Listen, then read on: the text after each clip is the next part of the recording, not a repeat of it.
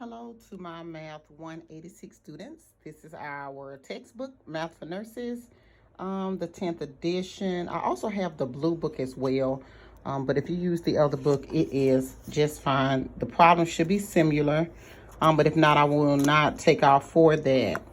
Okay, so let me move this out of the way because I like to always give examples on each chapter. I think that's really important for you guys to have examples so you can go back and rewind the video and look at it. And we will also go on Zoom for those who may still have some questions about different problems. We will do that during class time. But if you don't have any questions, Zoom will be optional, and I will not take off any points if you don't log on to Zoom, as long as you get the work done. So this is page 43 in your textbook, in your pocket guide. So this section is chapter 2. Okay. On this section is called fractions. Okay. So I would just give, various examples out of the book. The first section says, change the following fractions with different denominators to similar fractions by finding the least common denominator. Okay, so for number one, let me write that problem down. 2/5 and 3/7. 2/5 and 3/7. It has a comma here. Okay, so if I'm going to change the following fraction with different denominators to similar fractions, I want you to help me figure out what is my common denominator. So here, I want you to be thinking in your mind, and you don't have to write it down, but I always want to give you as much practice, and I just like to give you all of the information. I want to make sure you understand exactly where, I'm sorry, there was 6. Exactly where I am getting my timetables from, because I need information. Where are you getting this information from, Ms. Thomas? All right, and I'm just looking at my denominators, the bottom numbers. So I'm going to do the same thing for 7, thinking about 7 timetables. 7 times 2, that's 14. 7 times 3 is 21. 7 times 4 is 28. Help your teacher out. 7 times 5 is 35. I see something they have in common. 35. So here, write down what they have in common. Okay, now I need you to think about this. Look at the 2 bottom numbers, 2 denominators.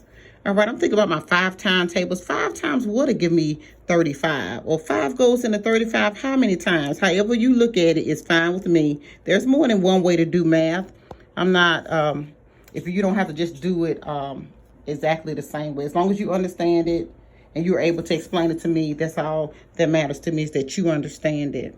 All right, so 5 will go into 35 7 times, or 5 times what? Which is 7. So I'm going to take that same times 7 here, and I'm going to multiply it at the top. 2 times 7 is 14. Very good. I'm going to do the same thing here. I'm looking at my 2 denominators, my 2 bottom numbers. I'm thinking to myself, 7 times what will give me 35? Okay. Or how many times will 7 go into 35? Okay, which is the same answer, which is 5. So I'm going to times 5. Okay, because if I times 5 here, of course, I will get 35, and that's what I have here. And 3 times 5 is 15. So this is called equivalent, meaning 2 over 5 and 14 over 35 are equivalent. They are the same. So if you put 2 divided by 5 in your calculator, because I love to give examples, I want to make sure. If I put 2 divided by 5 in my calculator, I get 0.4. Okay. If I put 14 divided by 35 in my calculator, I get 0.4. So this is equivalent. Okay, equivalent fractions. That means it's just like having, if I have 4 quarters, you have 10 dimes, and somebody else has a whole dollar. We still got the same amount of money, just in different currency or different denominations. So it's the same thing for numbers 1 through 1 and 2. All right, let me look at 3 and 4. Reduce the following fractions. I want to make sure you remember how to reduce fractions. So that's why I'm doing the end of the chapter review, because it is a little bit more harder. And I like to do, as a teacher, the harder problems so that you can do the easier problems. All right, so I'm looking at 27 and I'm looking at 162. All right, 27 over 162. If I'm going to reduce my fraction, that means I want to think of a number, the same exact number though, that will go into 27 and 162. Well, if I try 2, I know that won't work because look, if you say, well, let me just divide it, because I always go by 2s or 3s, that gives me a decimal. That's not going to work. 2 is definitely not going to work. Well, what if I do 3? Will 3 work? So it's always about trial and error. Let me think about 3. Yeah, 3. We're going to 27. What about 162? Will 3 go into that? It does. Okay. So let's try 3. Okay. So we have just found it out that 27 divided by 3 equals 9. So this is 9. So far, so good. And then I want you to do 162 divided by 3. That gives me 54. Okay. Am I finished? Let me think about my 9 timetables. Is 9 times anything 54? Okay, well, let me divide that out. Because I think that we can reduce it or simplify, as they say in the book, a little bit more. So I know that 9 goes into 9 once. Okay. And then 9 goes into 54. Or if you put it in your calculator, 54 divided by 9 equals 6. Okay, so this is just a little review on how to reduce fractions. How to reduce fractions. I'm just turning the page.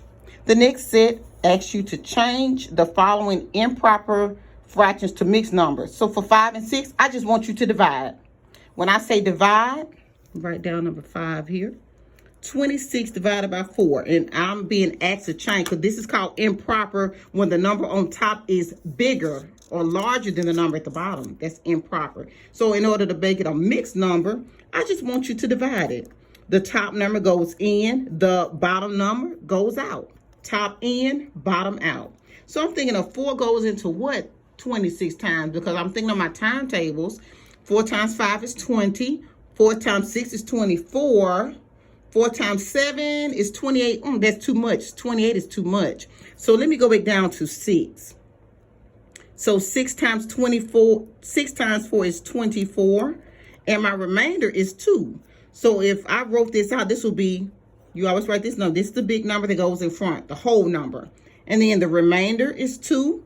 So 2 over what you divided by in the first place. So this is 6 and 2/4.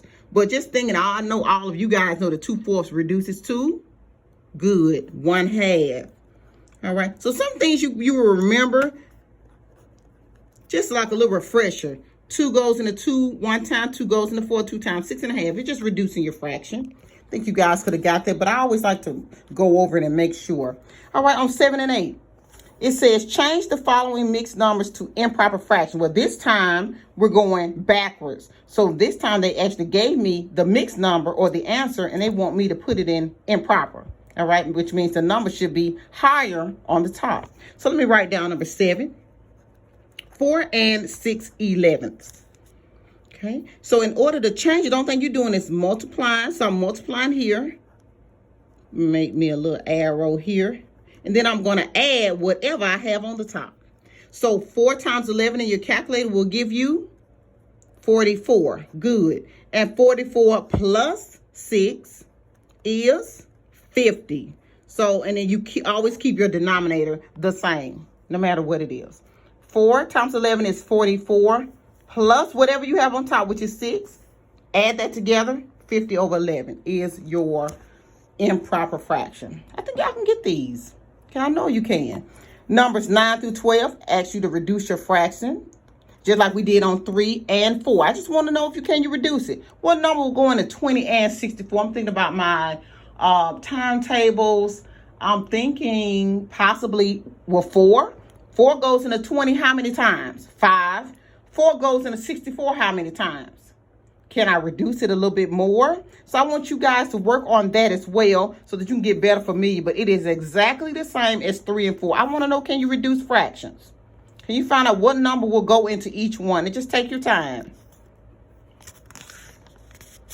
Okay, I wanted to get to the fractions. And also, I found a mistake in the back of the new book on numbers 18. So I'm always looking as a teacher because, I mean, Mary Jo the author. She makes mistakes and it's okay, but always remember, if you see a mistake, let me know, and I'll be more than willing to go and look at it for you, just to verify, because sometimes, I mean, we all make mistakes. So here on 13, I just want to do a few of these fractions just to refresh your memory. 1 over 9 plus 7 over 9. 1 over 9 plus 7 over 9. And I like to stack mine, but if you like yours horizontal, that's fine as well. I don't mind at all, as long as you understand the answer. So the denominator remains the same, and I want you to add your numerators. Add at the top for me. 7 plus 1 is 8. Okay, and it can be reduced. Cannot be reduced. I think y'all could have got there without me. Okay, the same thing for, just say 15. Okay, 1 over 9 plus 3 over 4. Now it takes me a minute to write. Okay. All right. And we talked about this in the assessment as well, if you watched that video. So here, I'm looking at 9. I'm looking at 4. I'm thinking about my 9 timetables here. Okay, y'all give me a minute. You know, I like to write everything down. I like for you guys to have all understanding. Okay, I just wrote a few of those down just so I can see what they, if anything, do they have any number in common that I can see? And when I see a number, I'm going to stop.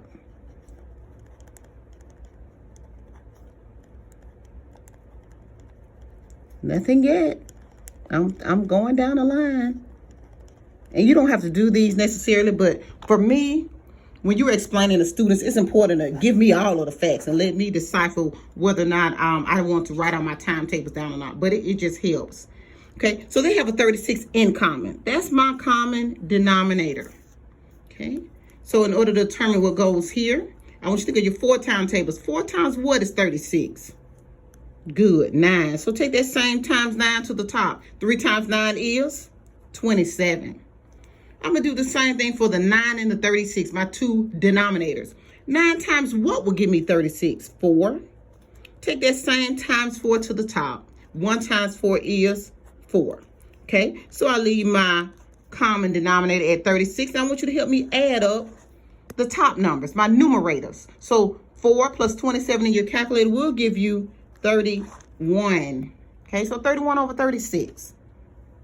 Okay, and it works the same actually with numbers 17 through 22, except I just want you to subtract, but the same thing. But let me do at least one. Let me choose one. I hope you guys don't mind. I was going to do 17, but let me give you one let me do the hard one. Let me do 20. Okay, let's do 20, because if you can do 20, you'll be able to do the other ones with no problem. I like to get mine all set up. Okay, so here I need a common denominator. I'm going to leave the 4 alone for right now. Just leave that alone. Okay, here I'm thinking about my 10 timetables and my 8 timetables. Okay, so let me think, what could they have in common? 8 times 1, 8 times 2, 8 times 3 is 24. 8 times 3, yes, 8 times 3 is 24. 8 times 4 is 32. 8 times 5 is 40. 40, guys. But you could have used 80. It's a bigger number, but it would still work. You would have just had to reduce it. Okay, so 8 will go into 40 how many times? 8 times what is 40? All right, so I want you to times that by 5.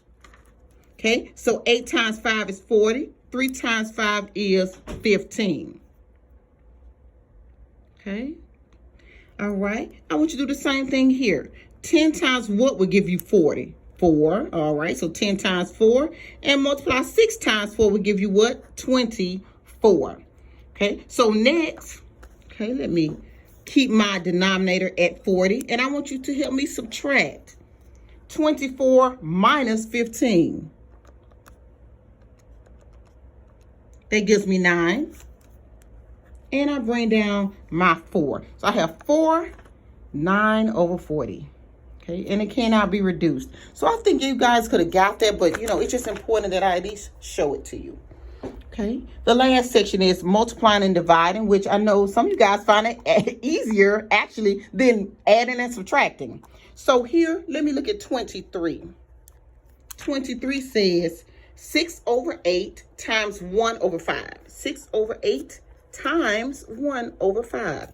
I want you to multiply straight across. And if you can cross cancel on some of these, please do so. And if not, you can still reduce your fraction. 6 times 1 is 6, and 8 times 5 is 40. Can this be reduced? Let me think of the same exact number that will go into 6 and 4. Let me try 2. I always try to cut mine in half. I always try by 2. If 2 doesn't work in my calculator, then I'll try by 3. 2 will go into 6 3 times. 2 goes into 40 how many times? 20. Or you could just stick 40 divided by 2 in your calculator. So that will be 3 over 20.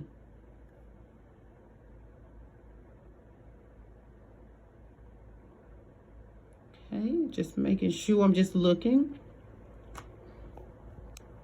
All right. Okay.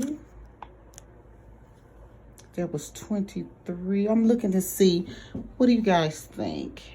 25 or 26, both of them, I would say, I think you guys could do. But let me at least do 25. 25, if you don't mind. I know it's taking some time, but I would rather give you all of the information instead of giving you bits and pieces. So 2 1/10 times 6 and 6 over 9. Okay, I want you to change these